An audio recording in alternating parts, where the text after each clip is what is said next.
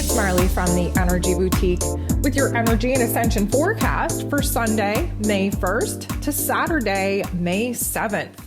So let's hash out this last week of April before we jump into the first week of May. Of course, this last week we were wrapping up April, wrapping up that lesson of 4 that we talked about. And of course, 4 being foundations, especially where our home and our family, our emotional boundaries are concerned. We had many of those boundaries tested. Foundations are heavy, they're weighted, and many of us were heavy and weighted all week long. Many of us couch bound, many of us bed bound, feeling again like 500 pounds running underwater. There is a lot of reasons for that. We're going to talk about that throughout this forecast. But of course, this last week we had the stellium, multiple planets in that Piscean energy. We had a lot of Piscean activated planets bringing the weight, bringing the water, bringing the emotions, bringing the release, bringing the pain and the suffering of what it is to be a human. A lot of that was the unconscious collective's energy. There was a huge and vast amount of people that awakened this week. If you are a seasoned light worker, you likely were not feeling high vibe this week at all. There is a reason for that, which I will discuss later in this forecast. So if you're listening to me Friday evening in the live chat, first of all, I want to thank you for being here, but I also want you to realize that today is a pretty big freaking day. We have Pluto, the great transformer himself, going retrograde. This is setting off retrograde season. This is putting us in a position to do the inner realm work that we need to do to embody our darkest parts of ourself, to see where the pain, the suffering, the trauma has been divinely scripted in our lives in order for us to be put in a position of power. Pluto, over the next 5-ish months, will really reveal to us our own self-sabotaging behaviors, our own destructive tendencies. This is basically where it is that we have to realize where we got to get out of our own way and stop blocking our own blessings.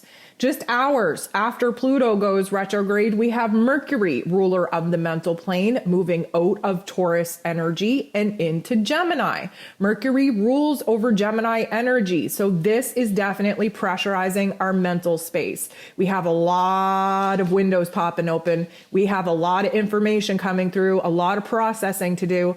And because Mercury, who is preparing to go retrograde on the 10th of May, because Mercury has already entered its pre-shadow period on the 26th, we are going to push the boundaries of our mental processes from now until the 10th to discover, to illuminate, to process, to learn, to reevaluate as many things as possible before Mercury goes retrograde. And of course, we can't focus on the present and the future because we have to revisit the decisions and the choices of the past.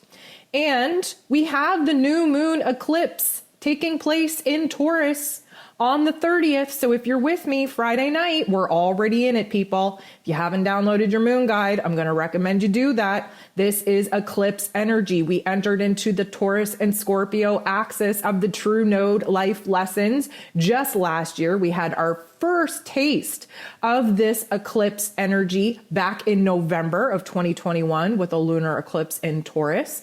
And now we were having the new moon in Taurus, a partial solar eclipse, but an eclipse nonetheless. And as we've been exploring, eclipse energy is wild card energy. You have to expect the unexpected, especially with Uranus, the great awakener, playing such a pivotal part in this new moon eclipse energy. This particular eclipse energy puts us at the mercy of the cosmos, of the universe. In eclipse season, which actually takes 6 months to actually manifest the initial intentions of what it is that we're focused on under the new moon energy, We are going to be gifted with something. Something is going to be added to our lives. Because this is Taurus energy, we have to focus on our physical realms. It starts with the self-love, the self-confidence, the self-worth. It starts with the relationships that got activated under the full moon in Libra that are out of whack, that are not providing us with safety, security, stability, love, peace, and harmony. What it is that we have to build new elements, it is we have to create and birth within our own realms of existence in order to usher in the happiness, the joy, the peace, the harmony that many of us are now illuminated to that we do not have. This new moon eclipse energy is a swirling energy. It is very intense. We have a lot of pressure put on us. Why? Well, because Taurus season is about manifesting. It's about building. It's about creating. It's about becoming a little bit more self-sufficient. It's taking a good look at our money matters, at our relationship values, of what it is that we're actually planning for ourselves. It is a heavy weight. It is a heavy energy.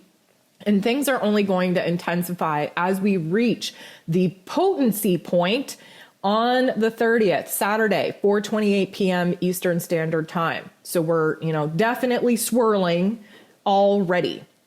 We are also wrapping up Venus's time in Pisces. Venus, of course, the ruler of this new moon eclipse event.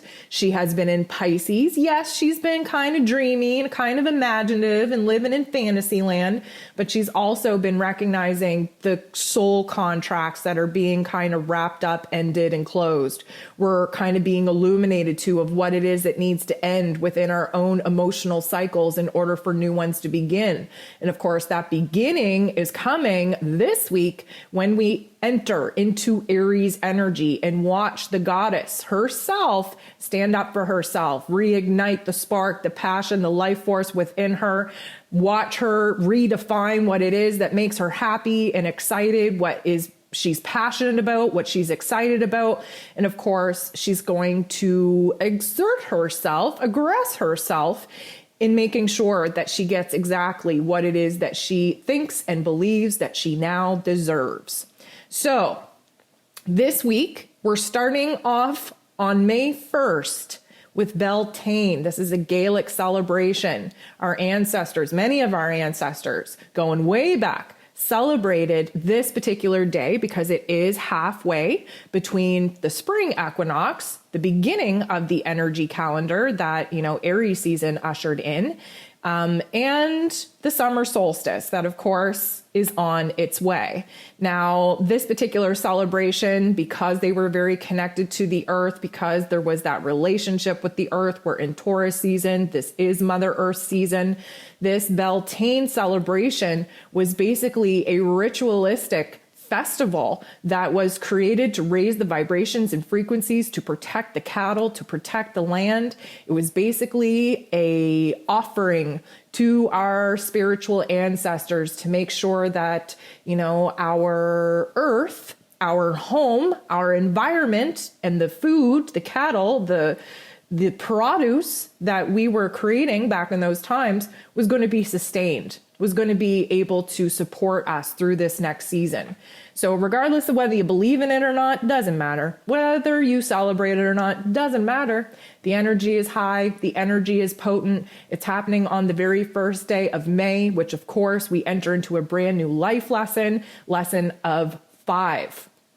What does the lesson of 5 bring us? Well, it activates our heart chakra for one.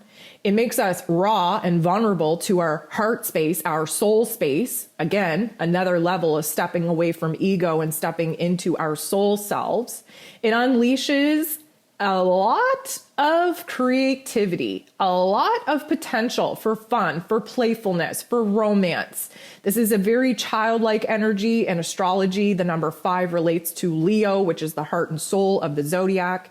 Typically speaking, May is always a little bit of a cray-cray astrological month because there's a lot of things going on, especially this timeline choice point. We get one in May, we get one in August, sometimes depending on the astrology and the portals that are activated.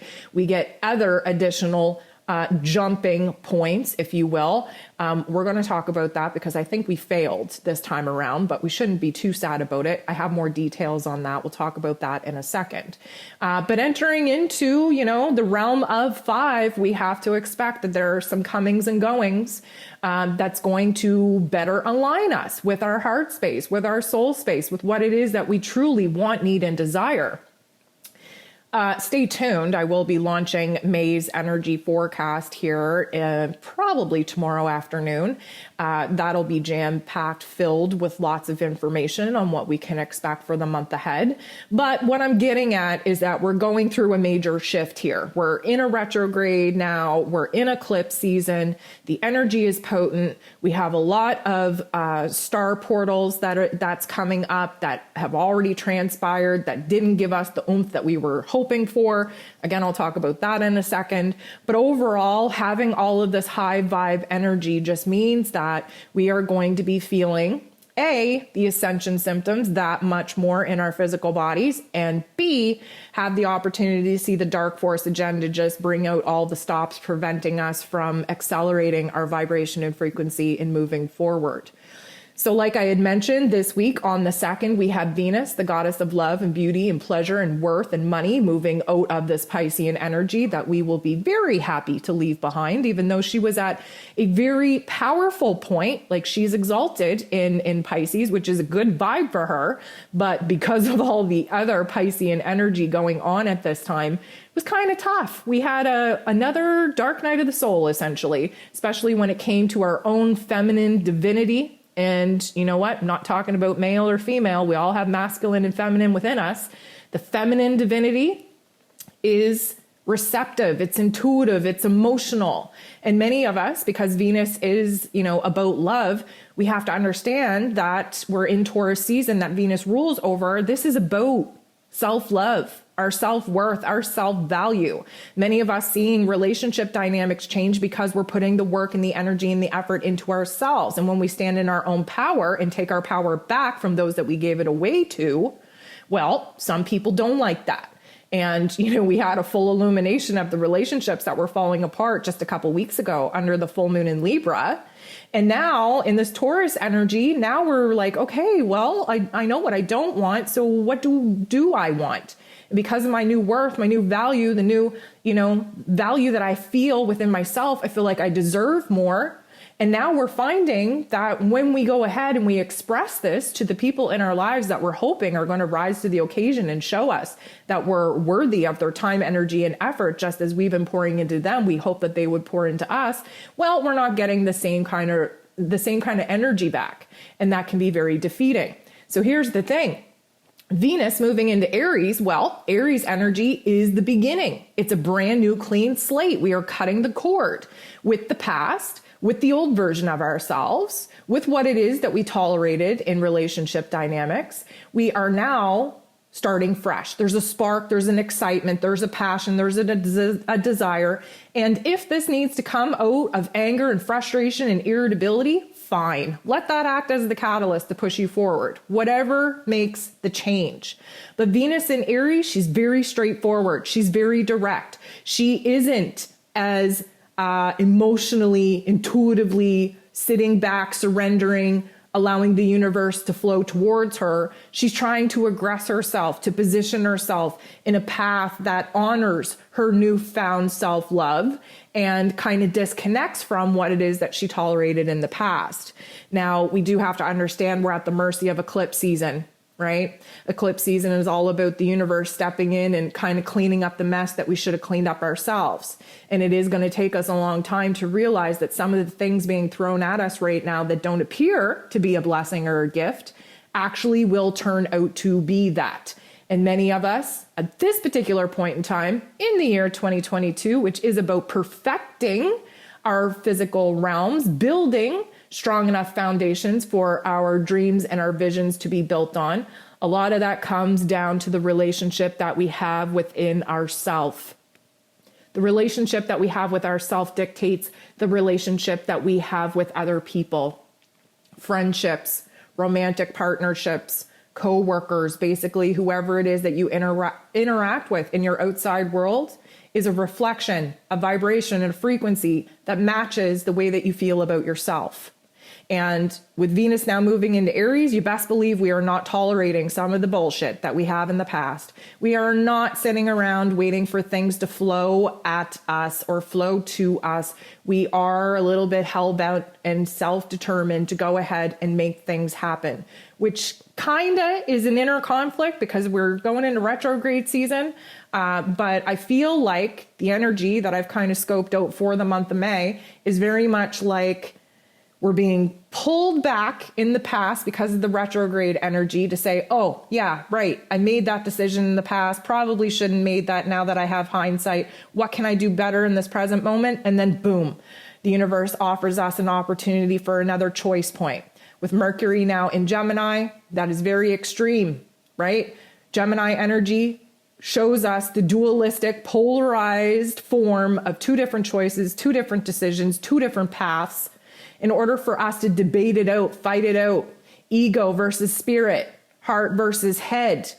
You know, there's one foot in the ego realm, the other foot in the intuitional realm. We have a lot to sort out. And by the time we're done, which is going to be a while because Mercury will go retrograde, we're going to find a nice new balance safety point for us to actually feel good about.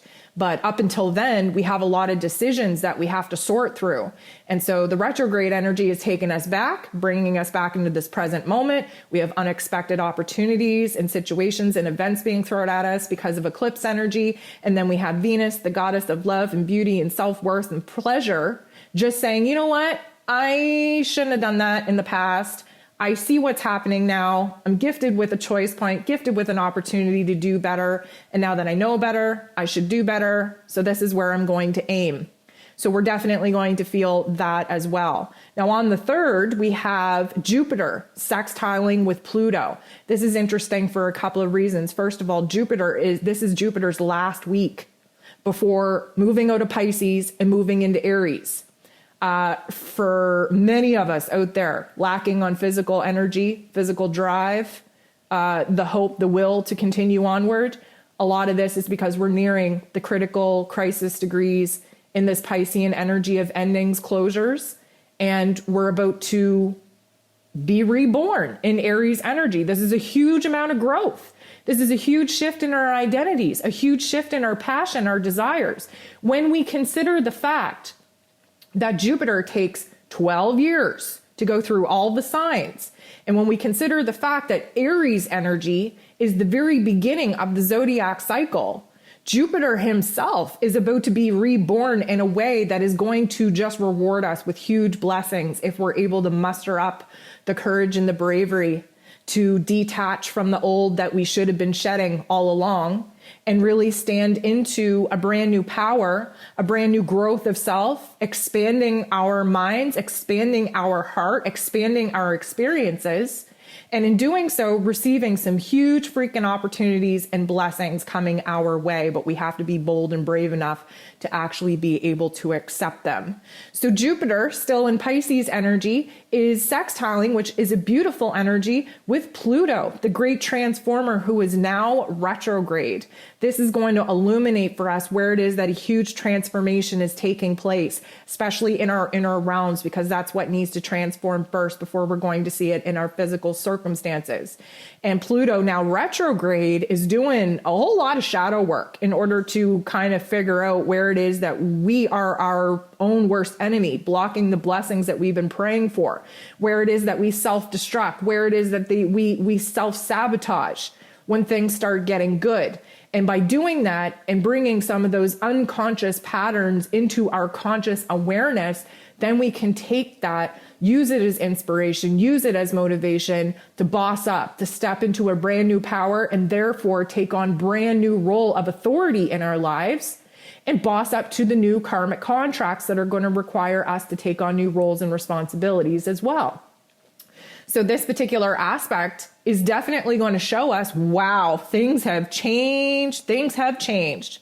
Because a lot of us are getting put in positions where our old self would have reacted in a totally different way than our current self is. And that's how we know that we've grown. That's how we know that we've learned something. And we're going to continue to have those aha moments as we move throughout the month of May, because again, it is like a timeline jump. We are cutting the cord and essentially severing our connection to the old egoic self and embodying more of what it means to lean into our soul selves.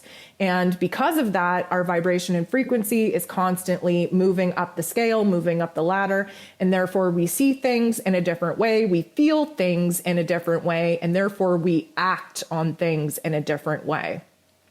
This is also the last week, like I said, that Mercury will be in a direct position. Granted, he's slowing down every freaking day, but in his place of power in Gemini, you best believe that we are going to optimize this time, this opportunity to process as much information, to express ourselves with confidence and clarity in a way that we haven't before, especially once Venus moves into Aries and she's not messing around anymore and she's not dabbling in anything that questions the self-healing, the self-worth that she's already done. You best believe that she is going to use Mercury being in Gemini to her advantage and speaking out in a lot more of an aggressive and a direct way, really enforcing those boundaries that have been tested that we now know that we have to implement, create, give birth to in order to protect ourselves moving forward.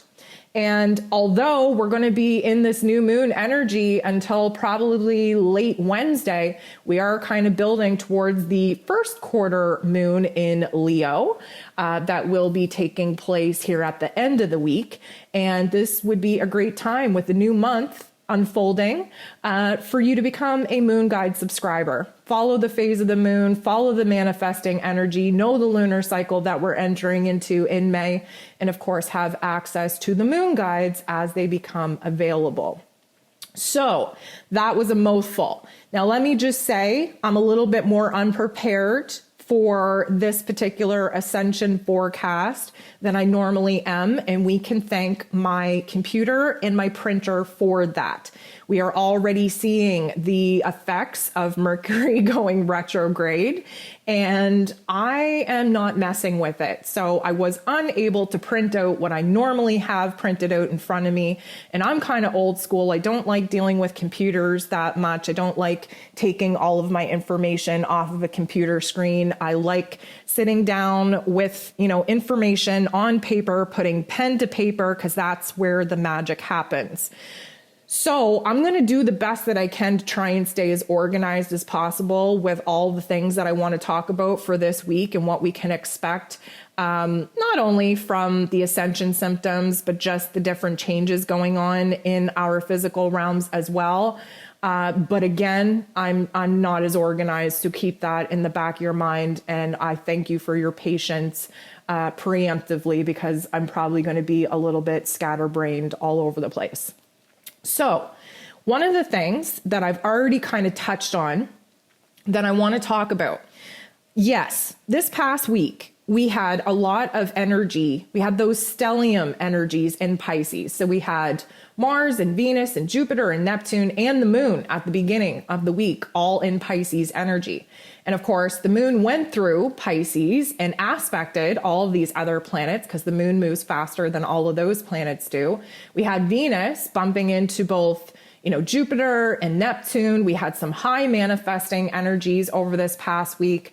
A high window opened up for us to receive different light codes and downloads. But for many of us, and here's where I get into a rant. So, prepare. For many of us, especially those of us that have been awakened for a long time, that, are no stranger to the ascension symptoms, that are normally high vibe and really want to stay in that frequency, many of us were rendered useless this week. And I have a reason for that, but I want to give some background first. I made a post on social media there about, just laying on the couch and just stuffing your face full of food. So the heaviness, the weightedness, we talked about when we came into Taurus season that it was going to take a little bit of time for that adjustment period to take place. And technically speaking, Taurus season doesn't really get started until the new moon in Taurus, what we're going to have tomorrow. But of course, that's an eclipse energy. So things are just, amping up at a very, very weird and accelerated rate. We literally are going to hit the ground running, but still feel like we're underwater running as well. So it's going to be a really weird sensation. But many of us were paralyzed, so to speak, under the low vibrations and frequencies. But what I noticed is that there was a huge amount, a huge group of people that awakened this week that honestly kind of surprised me. Now, I have a running theory. Okay, and I'm going to be semi-cryptic because there are topics and themes here that the algorithm does not like me to talk about. I have a running theory. So I'm going to throw you some facts, and then I'm going to offer you a connection. And then you can research and think for yourself and make an informed decision on what feels right. So on April 22nd, okay, we just had entered into Taurus season. Keep in mind, Taurus season is about building, creating, manifesting, giving birth to things. We just entered into the particular point in the cosmos where we were receiving higher intellect light codes from both Lyra and the Palladian star systems. And on the 22nd, the day before our last quarter moon in Aquarius, which is always about higher intellect, visionary technology, space, if you will, energy, frequency, quantum physics, all of those like outlandish type of things. On the 22nd, CERN turned on for the first time in 3 years. Now, I did a little bit of research, okay? And CERN has been quote unquote, and I quote unquote very loosely, has been deactivated for maintenance for the last 3 years. They turned this machine on and injected 450 billion electron volts into the universe. Now, they say that the energy really only affects a 27-kilometer radius, a ring around the actual machine itself. Now, do we believe that? I don't. Reason being, we are merely a pebble. Any kind of energy that we create, we are a pebble being thrown into a puddle, seeing that ripple effect go out into the cosmos. Now, here's where things get interesting, and I'm going to ask for your patience because I have to be careful with the way that I say this. They turned this machine on October 21st, just briefly for testing. And that just happened to be the full moon in Aries, and just happened to be before we entered into Scorpio season. The reason why I think that is interesting is because that is a very, very transformative time of the year. It happens right before Samhain, which AKA Halloween, where the veil is very thin, where the other realms outside of our physical realm can communicate with us in a way that we can't normally. The reason why I find that interesting is because we entered into the Great Awakening in 2019, and they're saying that they haven't had this machine on since then. The funny thing about it is, if you know anything about Project Looking Glass, there's a lot of whistleblowers out there telling a whole lot of truth. It is a military operation. It's not foo-foo. It's not a conspiracy theory. Like, literally, look it up. They've known for years, for decades, that the Great Awakening was going to happen regardless of what it is that they did. The dark force energy, the dark force agenda, coming out with all the stops right now because they're desperate. The war has already been won. The light has already been won. Some of the whistleblowers have gone to the extent to look at all the different variables that could have happened in Project Looking Glass to come out with different outcomes. And the outcome was the same. The Great Awakening could not be avoided. I have a theory that they shut this quote unquote machine down prior to the natural Great Awakening happening back in 2019 to try and prevent the high vibrations, the high frequencies coming into the cosmos that, of course, would support a large amount of people coming online. This is why they throw the pandemic at us. This is why now you're seeing, all of this horribleness with the human trafficking rings and, do I want to say it? The happiest place on earth ain't so happy. If you know, you know. There's so much ugliness being uncovered, and none of it is new. It's been going on for decades, and they're all in cahoots. They're all working together. And the Great Awakening happened without their interjection of electricity into the cosmos. Now, I feel like, I mentioned this earlier, I feel like we were coming into Taurus season with a timeline opportunity to jump timelines, to shift timelines. Again, I'm constantly talking about new Earth is a state of mind. It's a state of being. It's a state of consciousness. The vibration and the frequency of the collective is, increasing all the time. And we do need a little bit more time to raise that vibration and frequency to where most of the collective is awake, is online, is activated. And of course, around 2024 to 2026, we will have the great solar flash that, I don't know if you listened to my rant about Pluto's retrograde, but I went on a rant about, how we are the triggers, the activators to the great solar flash, not the other way around. And I feel like the higher elitists, the dark force agenda people knew, because they've had Project Looking Glass at their disposal for decades, they knew the potential for all of these astrological alignments. They know the potential of what the capabilities are now that the human collective is waking up and actively working on the ascension process. They know when there is going to be a high vibrational frequency come in from the other realms, the portals that are created when we align with different star systems. And I think they turned this machine on and poured this energy, this vibration, this frequency into the universe, into the cosmos, into our physical realm, thinking that that energy was going to disrupt our chances at manifesting under these beautiful portals that we were gifted over this past week. And what I think happened is that, like I said, the seasoned light workers, we've been around, we've been doing it, we've been holding down the grid, we've been bearing the weight of the unconscious collective for many, many moons. I honestly feel that there are, in their eyes, too many of us at the highest point of ascension in the here and now, prior to the date that Project Looking Glass had dictated that we should be at this point in time.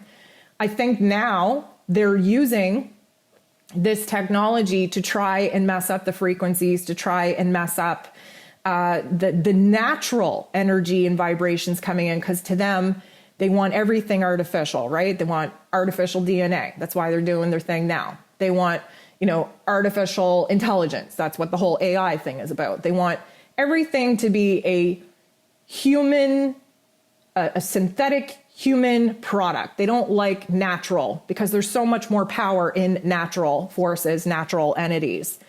And so what I think happened is that us high vibrational people that are used to this kind of stuff, we got taken out of the game this past week. We were couch bound.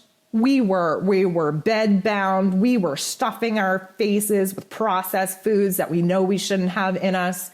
We were, cleansing and emotionally releasing, but not with a positive narrative. Instead, we tapped into the negative narrative that we knew was coming for us this past week anyways.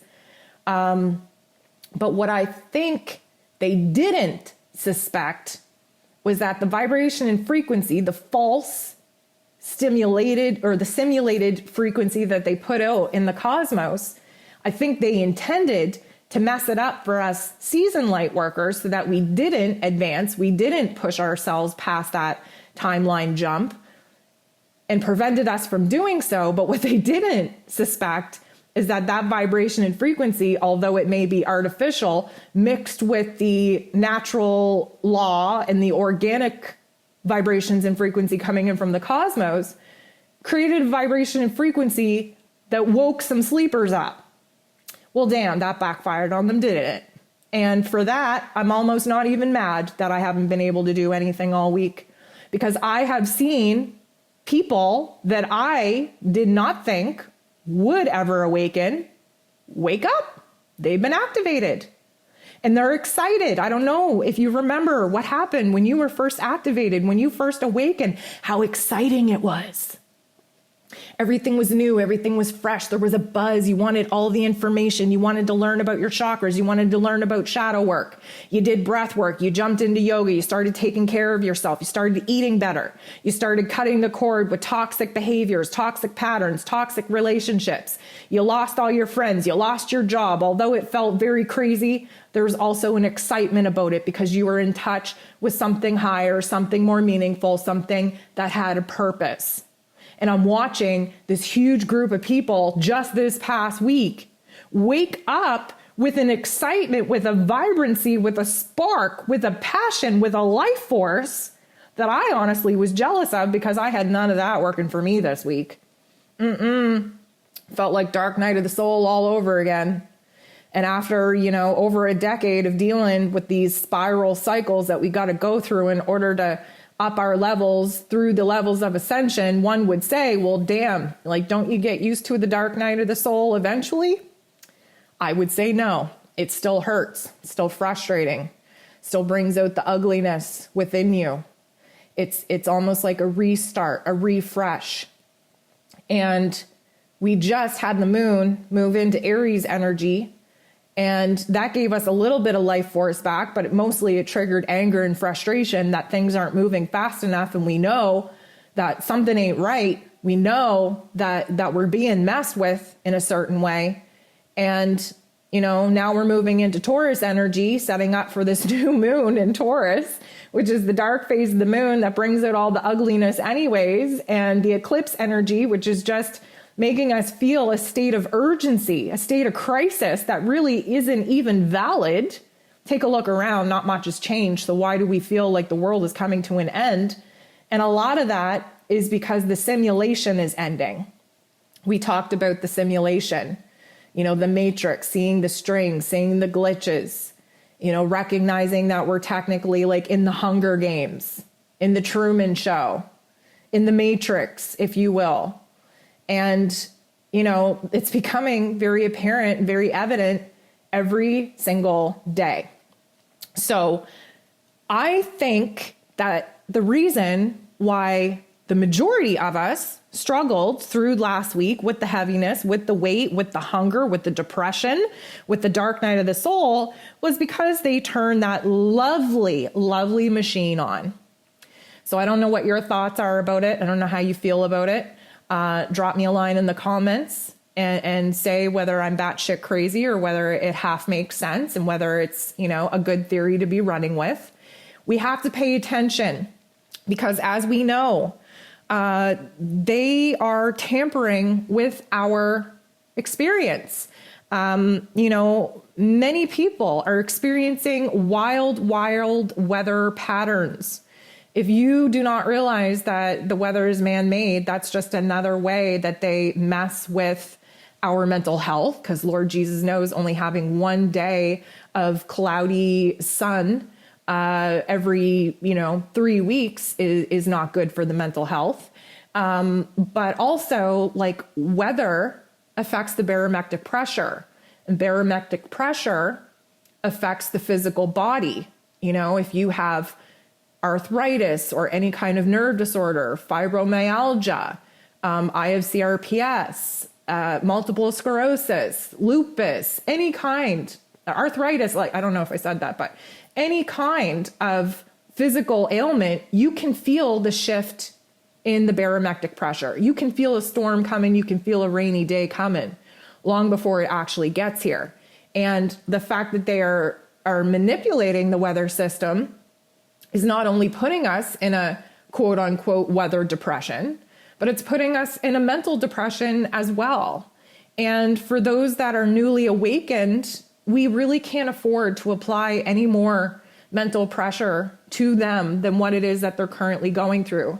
Because waking up and realizing that your whole life was a lie and that you've been told nothing but lies from the beginning is very like soul shaking all in enough. We really don't need to kind of pour on the extra layers of depression on top of that. The organic depression that someone goes through when they awaken should be enough. So we see it through our weather patterns. Now we have to watch what's going on with them turning this machine on. I do feel, how will I say this? I trust the process. I trust the universe. I know that we've already won. I truly believe that the only outcome is for the light to win, because it already has in other realms and other dimensions. And I just feel like it's really hard to sit back and watch this happen to the earth and to the inhabitants on the earth. I just want to remind you, though, that the earth herself, whether we're a part of it or not, she is going through her rebirth. That's what the whole awakening process is. Like Mother Earth, Gaia herself, she awoken a couple of years ago and decided that she wasn't going to sit back and let herself be destroyed. That's why she's awakened. That's why we see, the Schumann Resonance pop off. That's why we see solar flares coming in, because she has awakened and she is ready to rewrite his story with her story. So moving forward, we are going to be tapping more into the, divine feminine than we have in the past. And we're going to rewrite the story a little bit, because she's not messing around. And especially Venus, who is very connected to Mother Earth. She is the goddess of this earth realm. She's moving into Aries. This is going to unleash her spiritual warrior in ways that we're all going to feel. When we talk about these planets, when we talk about astrology, we have all of these energies within us. We're made up of all of this. These aren't just archetypes. These are actual energetic fingerprints. That's why your birth chart is so important, because it tells you your unique fingerprint in the solar system, in the astrology realm. And when these planets move through the cosmos in the way that they do, they activate all of us on a collective level, but depending on your birth chart, it activates you individually as well.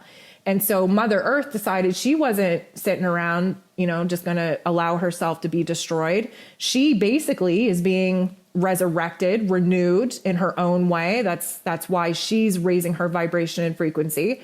And the cold hard truth of it all is, whether we go with her or not doesn't matter to her. I want you to sit with that for a second. Human beings are literally the parasite on Mother Earth. And she is going through her rebirthing process, whether we like it or not, and whether we go with her or not. Many of us losing people, people are dying in huge amounts of groups, soul groups. There's a reason for that. Contracts are over. Great awakening has begun. There's a lot of souls, a lot of spirits that have decided that they can do more for this planet, for this awakening, for this ascension process from the other side in the spirit realm than they could do as human beings here.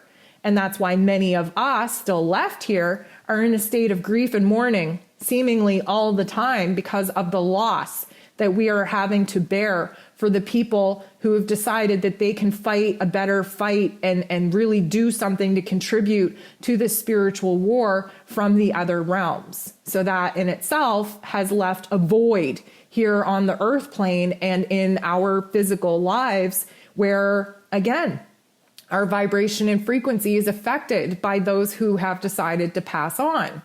So all of this Piscean energy that we've been having to sit in, like if you thought Pisces season was bad, then you definitely felt like this last week was a repeat of that. Granted, it's only a short amount of time that we had to go through it, and thank God for it, because I don't know about y'all, but I don't want to feel like I did this past week. I don't want to feel like that anymore. I don't want to feel like that anymore.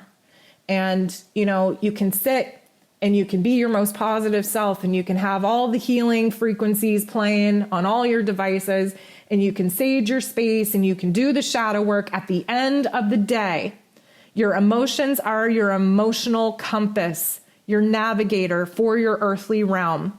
And all of the wisdom, all of the knowledge, all the resources, all of the practices that we have in order to raise our vibration and frequency, some days, we have to sit in the darkness. We have to sit in the funk. We have to experience the pain. And I, for one, have had enough of that. And I would imagine y'all have too. So moving forward, especially once we get Jupiter out of this damn freaking Piscean water, we're going to feel the shift. We're going to feel a little bit lighter, a little bit brighter.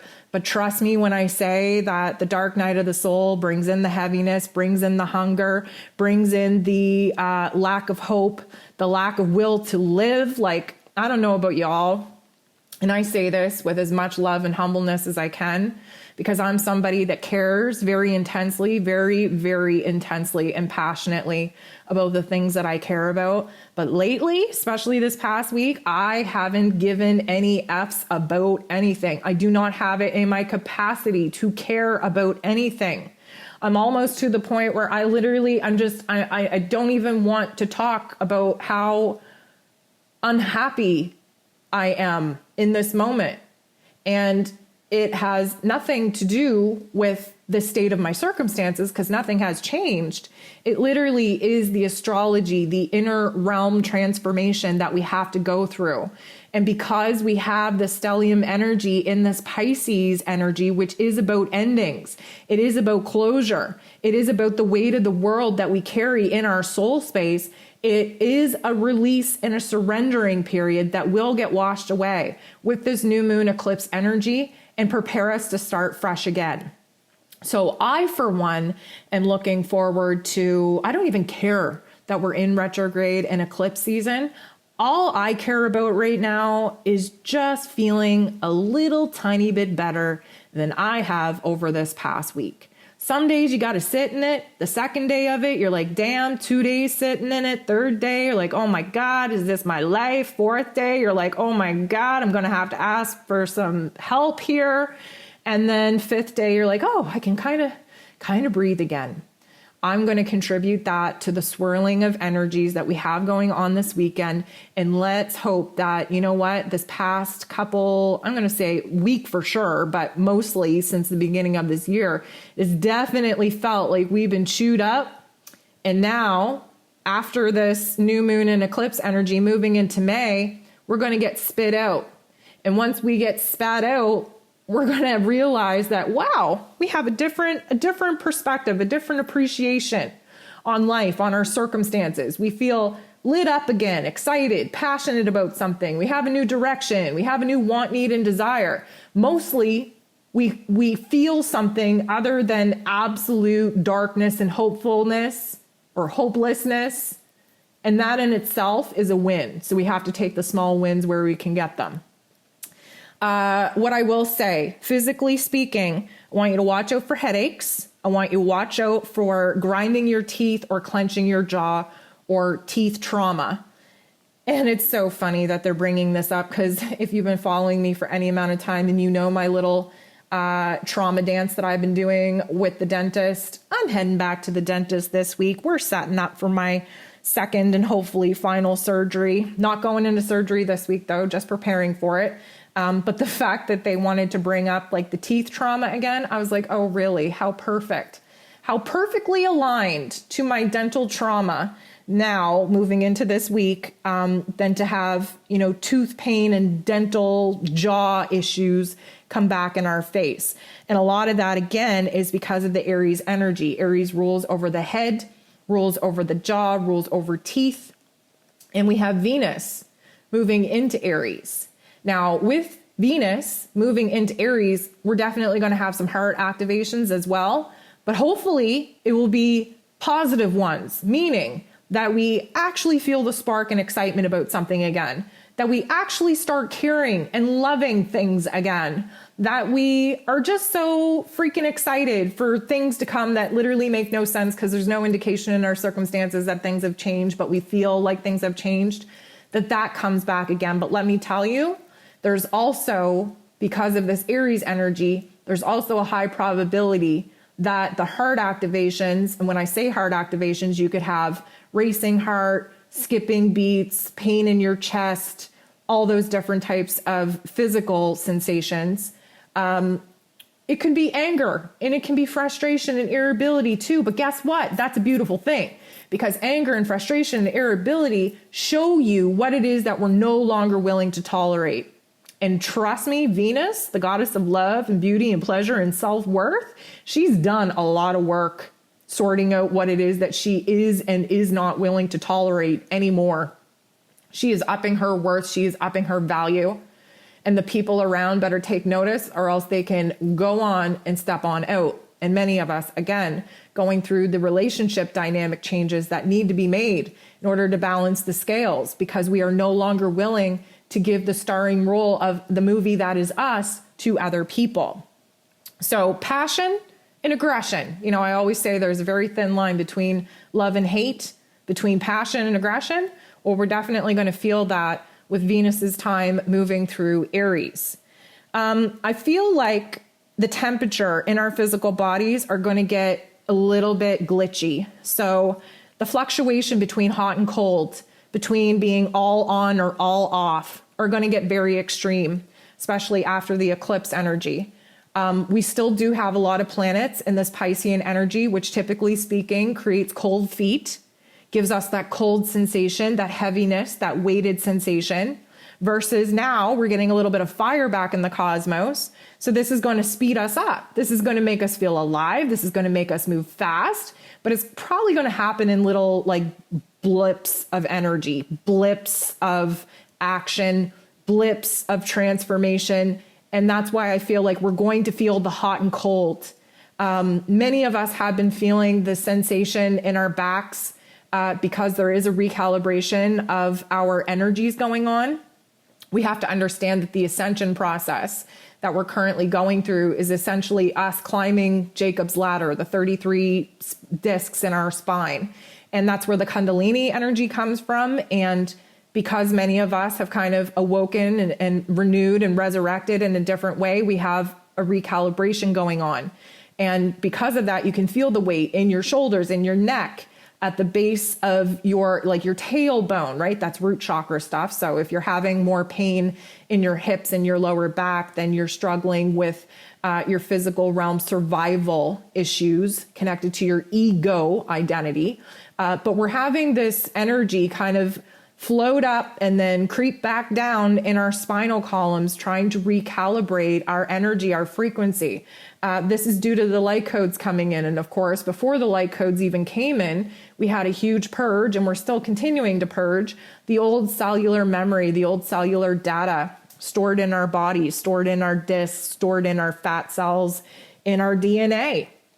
And we're cleaning the system out. We're cleaning up. We're making space for it. Taurus season is all about building and creating and birthing new elements, new situations, new environments. And the opposite spectrum to Taurus energy is, of course, Scorpio energy, which is water, emotions, unconscious, memories, and what it is that we are fixated on and what it is we need to surrender and let go of in order for there to be a space to build in. So we're very much on that dynamic we're very much feeling it in our physical form, and we will be feeling the temperature fluctuation and sensations change in our physical bodies as well. I also want you to pay attention to what side of your body, like currently as I speak to you, my left side of my body is very cold. My right side of my body is very warm, and I can almost feel a line being drawn down my physical body on where that cold and warm energy meets. And a lot of that is due to the energy meridians in your physical body, because they're going under a recalibration as well. But left side is indicative of emotions and intuition and receptivity and where it is that we surrender and let go and flow. While the right side is more aggressive. It's that masculine energy of pushing ourselves through life, aggressing oneself. It's about survival. It's about instinct versus, of course, the left. So I'm all fired up on the right side, which means that there is a part of me that wants to go ahead and take control of my life and take control of circumstances and make change and force my will upon my physical situation. And then, of course, the left side of me is kind of cooled out to the fact that we know we have to surrender to the moment right now. We're moving into eclipse season. We don't have as much control over the physical changes in our lives as we would like to think, and that can divide us up. And right now, I'm feeling the division. I kind of feel like I'm being torn apart, split in two, because we're all going through this metamorphosis of recognizing where it is that we need to move away from old elements of our lives, of ourselves, and where it is that we need to move closer to new qualities and characteristics that we have to embody to become this next new enlightened version of ourselves. So yes, temperature fluctuation. I want you to pay attention because your sensory system, your eyes, your nose, your ears, your taste, your feels, your touch, all that kind of stuff, they're going to be jacked up. We're in Taurus season. This is a very physical season, but because the energy is coming in, it's highly potent. We're overstimulated. We're oversensitive. I want you to pay attention to the sensitivities that you have. Likely to light, likely to sound. I know lately, especially this past week, I could have flipped out over the tick, tick, ticks, the very small background noises. They became so loud to me. I couldn't deal with it. I spent a lot of time just trying to kind of cover my ears and desensitize myself to all the noises around me that I couldn't, turn off. I could hear electricity. I could, all the birds at one point. I love listening to nature, but at one point I had to go indoors because they were just too damn loud. They were all singing and screaming and screeching over one another, and the vibration, the frequency that they were creating wasn't even harmonious. It was chaotic, and it just was attacking my auditory system to the point where I was irritated and overstimulated and about to snap and lash out. So we want to pay attention to that. Taste buds are changing as well, again, compounded with the hunger issue that many of us are experiencing right now. Is just be aware of what it is that you're putting in your body. And I know, I say that, but last week I was quite aware that I was eating stuff that I shouldn't. I knew I was going to pay the price for it. Didn't care. When I'm miserable, I want to cause myself reasons to be miserable. So that's what I did. That's how I deal with it. But moving forward, I feel lighter. I feel brighter. I feel like I gave myself time to sit in it, to be sad, to be angry, to be negative. Moving through this eclipse energy is going to cleanse us a lot, transform us a lot, release a lot. And I really feel that moving into next week, we're going to get back on track, get back on the wagon, be a little bit more careful with what it is that we allow to be put in our bodies. Not just talking about food, the information that you're putting in, the sensory experience that you allow yourself to have, what's going on in your physical environment. You have to pay attention because our central nervous systems are recalibrating themselves. That's how we form decisions in our physical realms, is based off of the input coming in from our physical realms. So that will be changing as well. When it comes to the eyesight, though, we talked about this briefly last week about the strings of the matrix, the grid of the matrix that can be seen, the little tears and the openings in the skyscape, if you're out there long enough, the patterns and behaviors, the looping patterns and behaviors of nature, that's going to intensify, especially under this eclipse energy.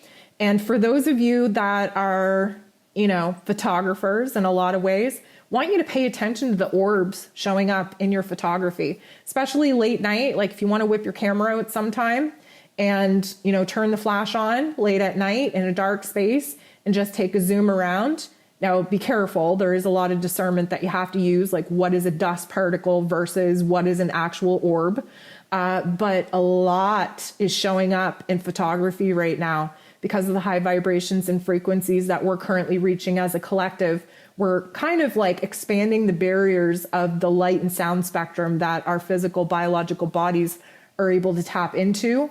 But like photography just kind of illuminates a different environment around us that isn't visible to the naked eye. Although over this past week, I literally have seen multiple real orbs with my real eyes come through walls. So I can't say that it's all needed for photography. There is, like I said, we're pushing the boundaries of our biological body systems, and just be aware of how your senses are responding to situations that they wouldn't normally respond to, because that is a good validation and an indication on where it is that you in your own physical body is pushing the boundaries of what it is that you're able to receive as far as information and input from the world around you. So guys, I think I'm going to wrap it up here. I've been ranting for long enough. I want to thank you for tuning in, for spending your time and sharing your energy with me. I want to thank you for showing up for yourself. I want to thank you for reaching out to other people in this community and giving them love and giving them support when they need it. I want to just thank you for being a part of what I consider a family here. Many of us, like we talk about, many of us feeling very alone and isolated in our physical realms because we are the awakened ones. We are the black sheep.